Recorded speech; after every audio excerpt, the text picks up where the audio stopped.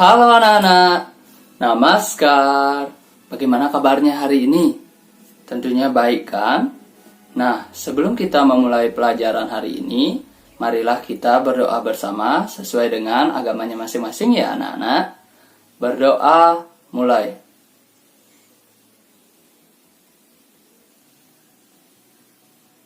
Berdoa selesai. Nah, anak-anak, sekarang coba perhatikan gambar peta ini anak-anak. Anak-anak pasti tahu kan ini gambar peta negara apa? Ya, benar sekali, ini adalah gambar peta negara kita, yaitu negara Indonesia. Negara Indonesia terdiri dari berbagai macam suku bangsa yang ada di berbagai pulau yang ada di Indonesia.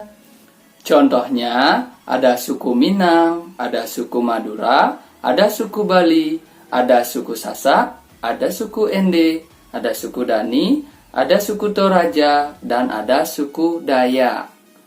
Namun, itu belum semua anak-anak. Ada banyak lagi suku bangsa yang mendiami pulau-pulau di Indonesia.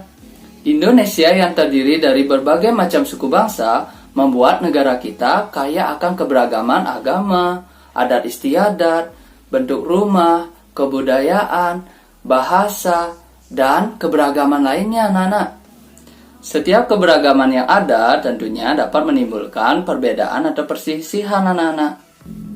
Dari perbedaan itulah, sikap-sikap menghargai perbedaan harus diterapkan oleh seluruh masyarakat Indonesia.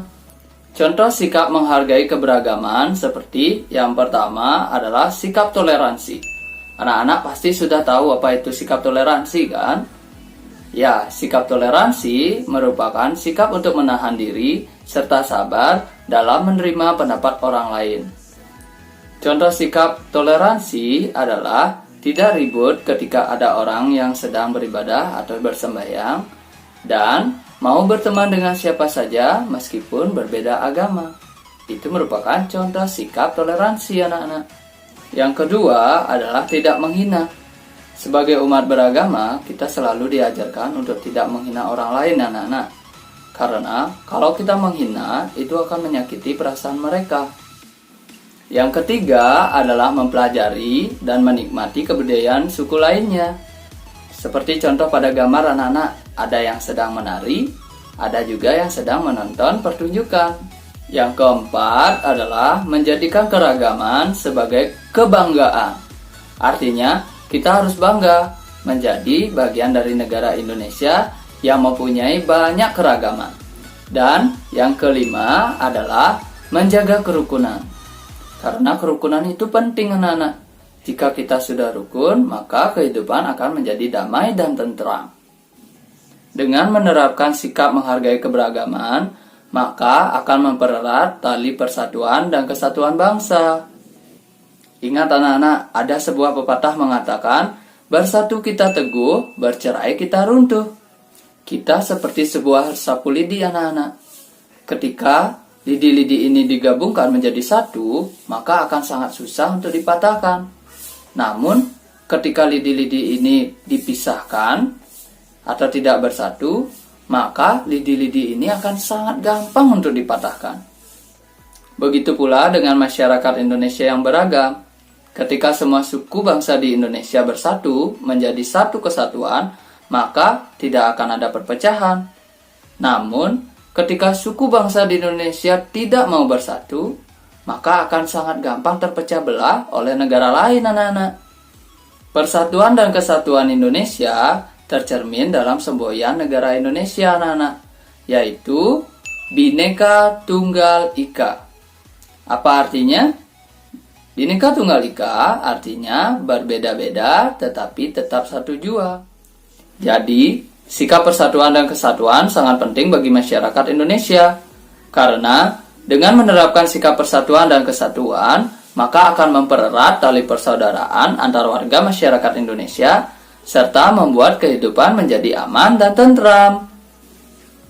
Adapun contoh sikap yang menunjukkan persatuan dan kesatuan adalah yang pertama, menghormati teman atau orang lain yang sedang beribadah atau sembahyang. Kedua, tidak membeda-bedakan teman. dari suku bangsanya. Ketiga, menghormati pendapat orang lain. Keempat, mau meminta maaf ketika melakukan kesalahan. Dan yang kelima adalah menghormati kebudayaan yang ada di Indonesia. Untuk meningkatkan persatuan dan kesatuan dapat dilakukan dengan cara kerjasama, anak-anak. Anak-anak tahu kan apa itu kerjasama? Ya, kerjasama adalah kegiatan yang dilakukan bersama orang lain untuk mencapai suatu tujuan. Kerjasama dapat dilakukan di mana saja dan kapan saja. Misalnya, kerjasama dapat dilakukan dalam keragaman. Contohnya, yang pertama adalah kerja bakti. Kerja bakti adalah kegiatan yang dilakukan secara bersama-sama. Misalnya, kerja bakti membersihkan selokan. Kerja bakti membersihkan lingkungan. Dan masih banyak lagi ya anak-anak contoh-contoh kerja bakti. Yang kedua, festival budaya. Festival budaya merupakan suatu kegiatan yang mempertunjukkan kebudayaan yang berasal dari seluruh daerah yang ada di Indonesia. Misalnya, festival budaya yang menampilkan budaya Betawi, budaya Jawa, maupun budaya Bali. Ketiga, festival makanan tradisional. Festival makanan tradisional merupakan acara yang menampilkan makanan khas dari berbagai daerah di Indonesia.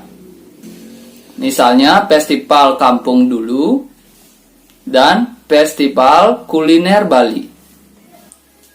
Bentuk-bentuk kerjasama di sekolah, contohnya piket kelas, mengumpulkan sumbangan ketika ada teman yang terkena musibah, mengerjakan tugas kelompok, dan membersihkan lingkungan sekolah. Selain itu, kerjasama juga dapat dilakukan di lingkungan rumah atau masyarakat. Contohnya, membantu tetangga, gotong royong, kerja bakti.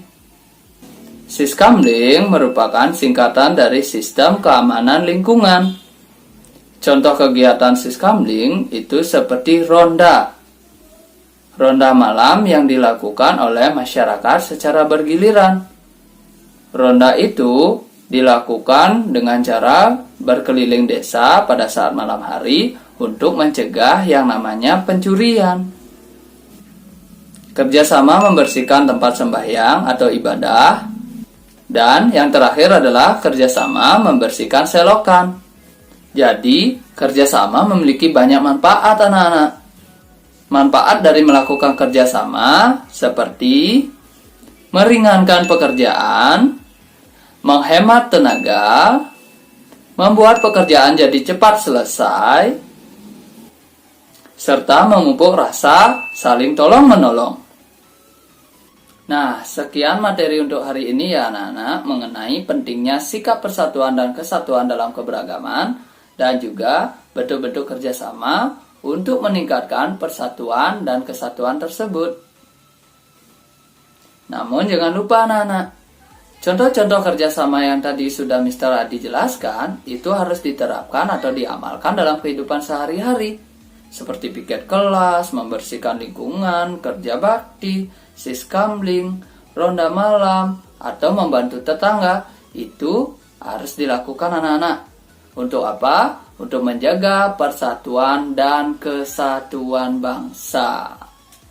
Oke, sekian video hari ini. Akhir kata Mr. Adi ucapkan, namaskar. Sampai jumpa pada video-video selanjutnya.